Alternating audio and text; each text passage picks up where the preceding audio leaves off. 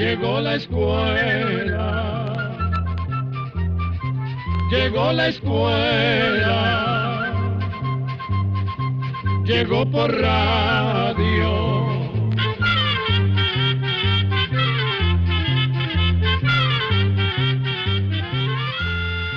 El Instituto Centroamericano de Extensión de la Cultura presenta su programa Oigamos la Respuesta.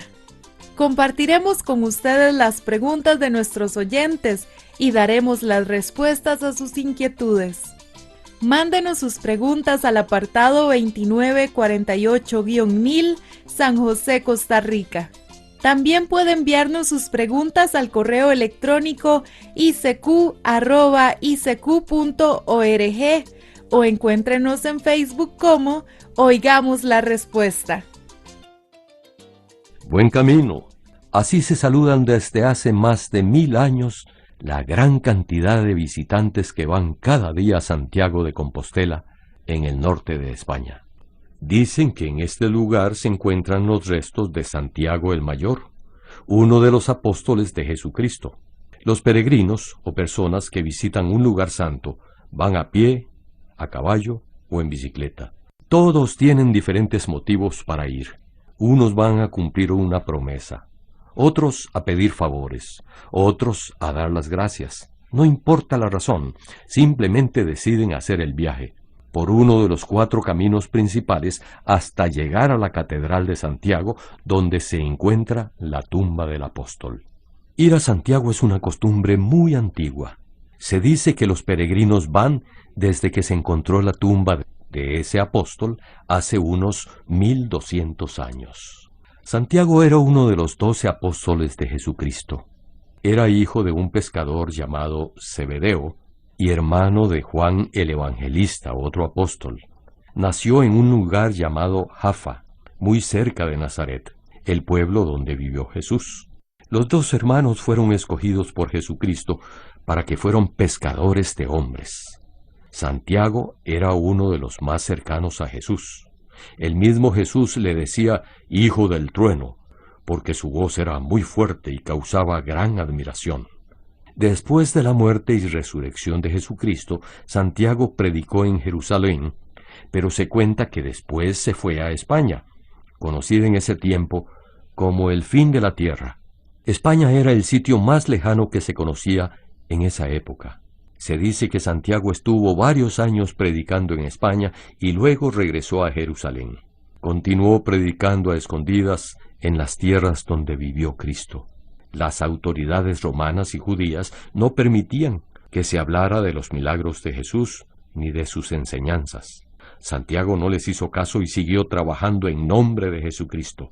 Esto molestó a esas autoridades y el rey Herodes Agripa lo mandó a matar por ahí del año 44.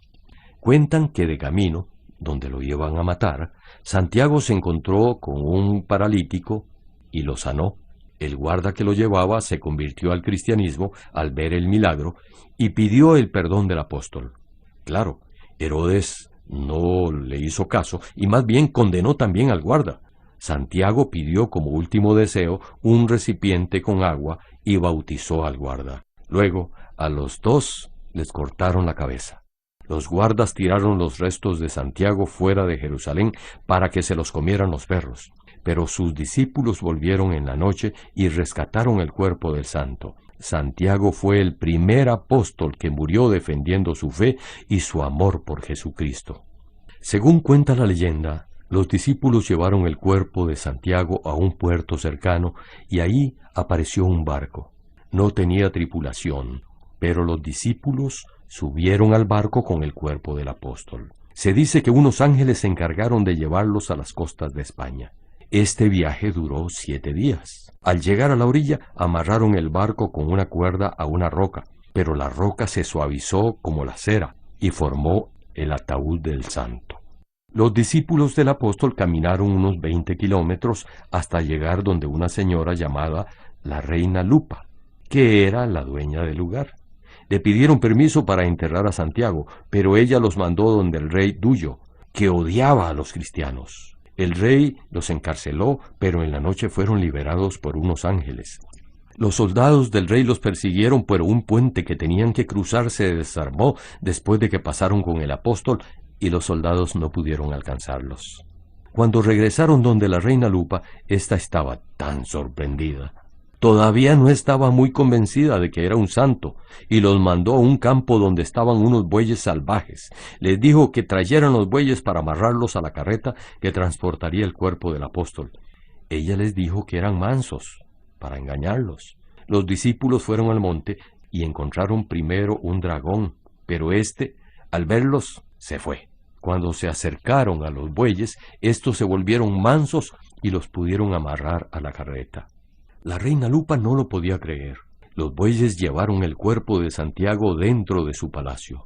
Lupa estaba tan sorprendida que se convirtió al cristianismo y regaló parte de sus tierras para que ellos pudieran construir una capilla y enterraran el cuerpo de Santiago ahí. Los discípulos se quedaron cuidando la tumba hasta que murieron y luego fueron enterrados en el mismo lugar. Con el tiempo y las guerras, el lugar quedó en abandono y nadie se acordaba del apóstol Santiago. Unos 800 años después, un ermitaño que descansaba en un monte cerca de la región de España llamada Galicia, vio unas luces. Era como una lluvia de estrellas que señalaban un lugar. También oyó cantos de ángeles. Cuentan que esos ángeles le dijeron que allí estaba sepultado el apóstol Santiago. El ermitaño se lo fue a decir al obispo, y cuando cavaron en el lugar encontraron la tumba del apóstol Santiago. Era una capilla pequeña, con una tumba debajo del suelo. Llamaron el lugar Campo de Estrellas, y con el tiempo se llamó Compostela. Por eso ahora le dicen Santiago de Compostela.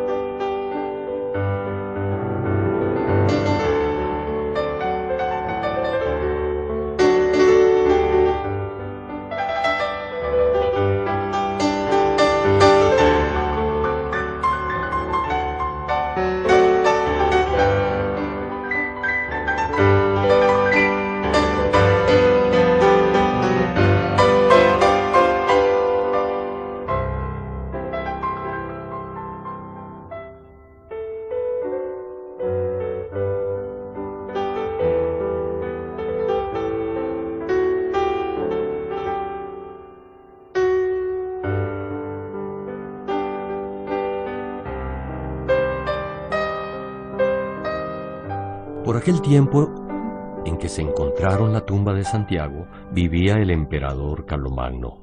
Se le consideraba el guerrero más grande de aquellos tiempos. Él había llegado a formar un imperio en gran parte de lo que ahora se conoce como Europa. Estaba cansado de tanta guerra. Su imperio era cristiano y no quería más muertes. Él luchaba contra los enemigos del cristianismo.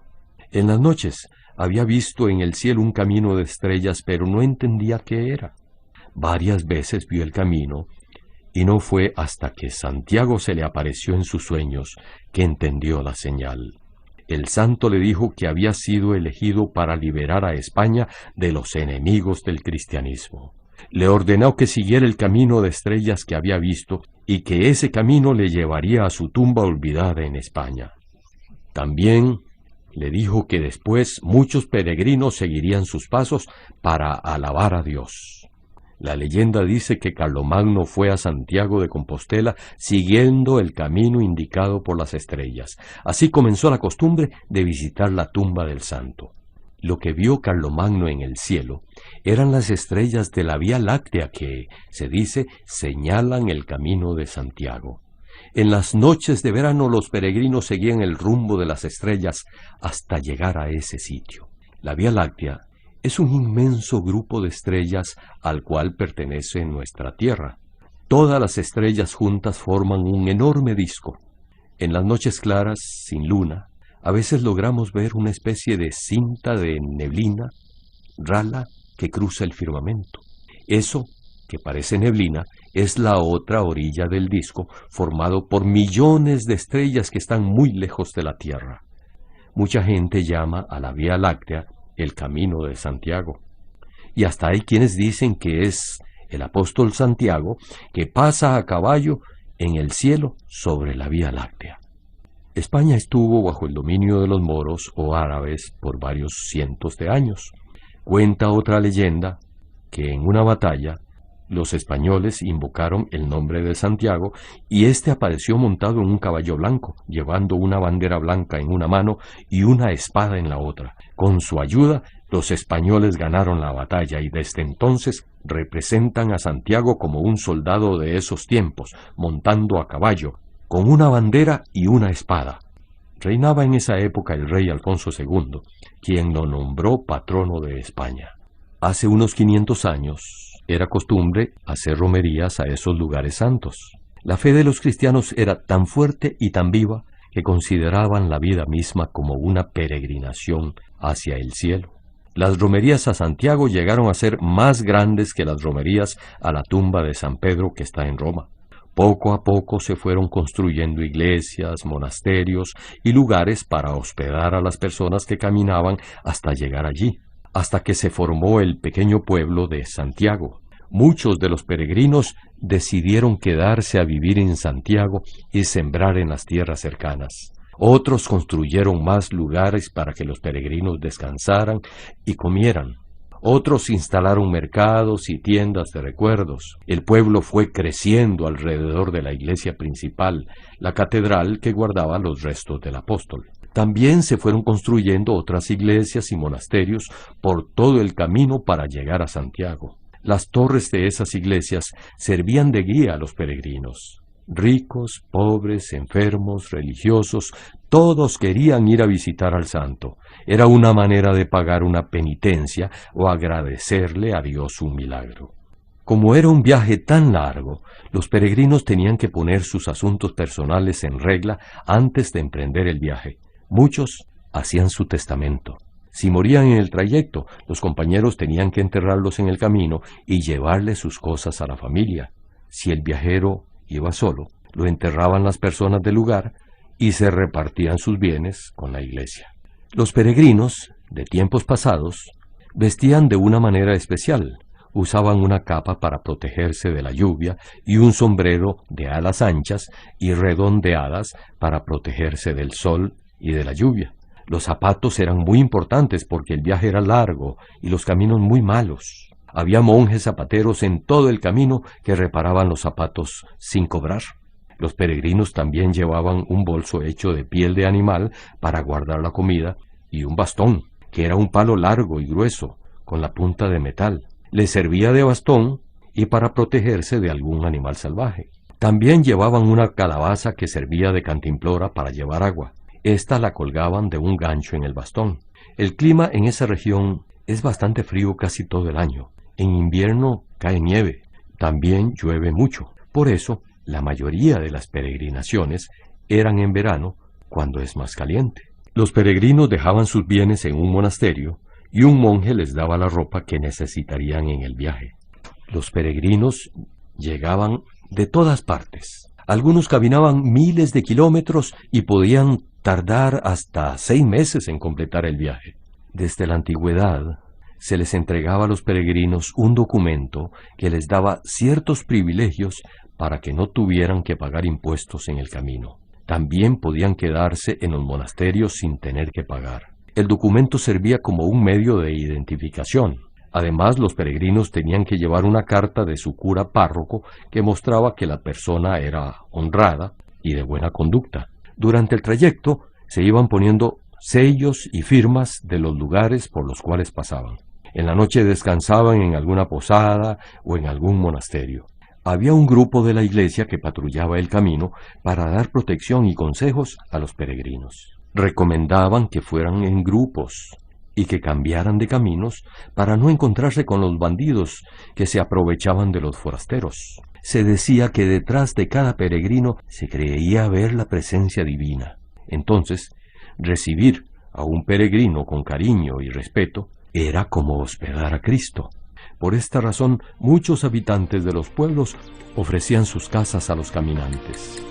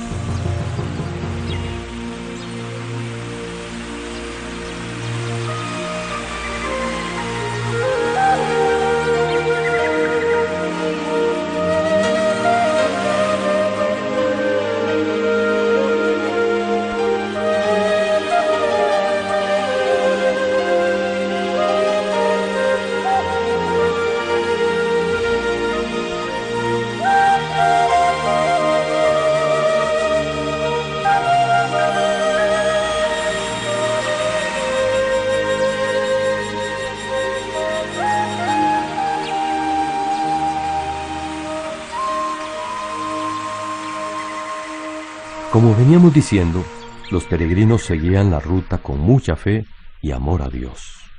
Durante el trayecto se contaban cuentos, cantaban y rezaban el rosario.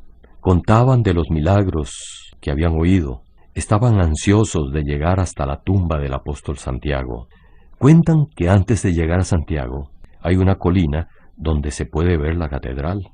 Los peregrinos corrían a la cima. El primero que llegaba le tocaba ser el rey de la colina. Era el jefe del grupo y le tocaba llevar las ofrendas del grupo al altar de la catedral. Aunque iban cansados y hambrientos, en el momento que veían el templo de Santiago, se les olvidaban los dolores, los problemas y el cansancio. Antes de entrar a la catedral, tenían que asearse y confesarse. Luego participaban en una misa solemne. Al terminar la misa, le podían dar el abrazo tradicional a la figura que representa al apóstol. Muchas personas se emocionaban tanto que le daban hasta 20 abrazos. Después de estas actividades, recibían un certificado que era prueba de que habían llegado. También recibían una concha de un animalito de mar que se encuentra en las costas más cercanas. Esta concha era la señal de que eran peregrinos de Santiago. La concha es un símbolo de amor. Otros compraban conchas hechas de otros materiales, como recuerdos para sus familiares. Las conchas las cosían al sombrero o a la capa, para que todos vieran que era un peregrino que había llegado a su meta. Cuando los valientes peregrinos regresaban a sus pueblos, la gente los tocaba, porque los consideraban en estado de gracia. Contaban de sus miedos y sus esperanzas, de sus sufrimientos y de la gran felicidad de haber llegado. No podían poner en palabras sus sentimientos. Los romeros mostraban con gran orgullo su certificado y su concha. Lucían las ropas que usaban en el viaje, en las procesiones, o las donaban a algún monasterio. Muchos querían que los enterraran con ellas y con el bastón, y otros artículos que les habían acompañado en la peregrinación. Cuando los españoles vinieron a nuestras tierras, hace unos 500 años, trajeron la devoción de Santiago. Muchas de nuestras ciudades y pueblos llevan su nombre. Miles de peregrinos todavía llegan a Santiago de Compostela y se reúnen en la catedral junto a la tumba del apóstol. La ciudad ahora es muy moderna, con más de 100.000 habitantes. Tiene grandes industrias y es la sede del gobierno español de la región de Galicia. Guarda los grandes monumentos del pasado y la Catedral de Santiago es una de las iglesias más grandes y hermosas del mundo. Tiene 9 capillas en su interior. Alrededor de la catedral hay otras 28 iglesias. La ciudad de Santiago de Compostela y parte de su camino fueron declarados Patrimonio de la Humanidad por las Naciones Unidas en 1985 y el Camino de Santiago fue declarado como Ruta Cultural en 1987 por los países europeos. Ahora hay 9 caminos que forman la Ruta de Santiago. Los caminos están en excelentes condiciones para que los peregrinos no tengan ninguna dificultad. Tampoco es necesario hacer todo el recorrido a pie, a caballo o en bicicleta. Con solo hacer 100 o 200 kilómetros, los peregrinos pueden recibir su certificación. El Papa Juan Pablo II visitó Santiago de Compostela en 1982 y lo volvió a hacer en 1989. Es el primer Papa que ha recorrido el Camino de Santiago. Todos los días llegan visitantes de todas partes del mundo, pero el 25 de julio es el día oficial de Santiago, y hay fiesta para celebrar su día. Cuando esa fecha cae en domingo, se declara Año Santo en Compostela. Se dice que los peregrinos reciben bendiciones especiales. El último Año Santo fue en el año 2010, y fueron millones de peregrinos. El próximo Año Santo será en el 2021, y también se espera que lleguen millones de personas a visitar al apóstol Santiago, quien sigue siendo un ejemplo de fe y amor a Dios para todos los cristianos. Y así llegamos al final del programa del día de hoy. Los esperamos mañana en su programa Oigamos la Respuesta. Mándenos sus preguntas al apartado 2948-1000 San José, Costa Rica. También puede enviarnos sus preguntas al correo electrónico icq@icq.org o encuéntrenos en Facebook como Oigamos la Respuesta. Recuerde que comprender lo comprensible es un derecho humano.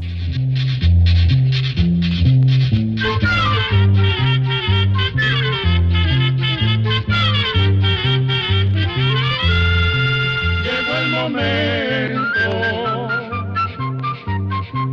de despedirnos.